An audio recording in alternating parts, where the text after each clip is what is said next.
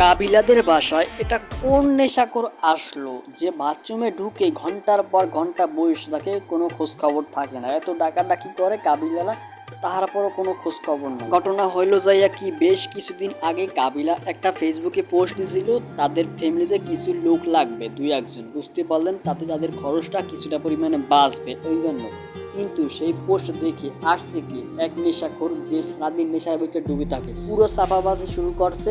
সে নেশা পানি কিচ্ছু খায় না, এমনকি বিড়ি সিগারেট খায় না, অথচ বাথরুমে ঢুকেই ধরাই দিয়েছে শুকনা পাতা। বাকিটু আপনারা বুঝেন না।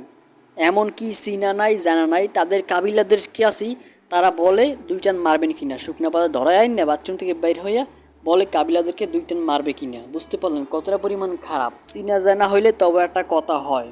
জাকিরিয়ার এই কথা কওয়ার পর জাকিরিয়া রাজি হয়ে গেছিল, পরে কাবিলায় কিছু দাবা টাবা দিয়েছে, এরপর জাকিরিয়া ভয়েস চলে চুপ হয়ে গেছে। তাহার পরে কাবিলারা সবাই মিলে ওই নেশাখোরটাকে বাড়ি থেকে বের হয়েছে। তা যাওয়ার সময় থ্রেট দিয়ে যায় সে নাকি দেখতে লইবে।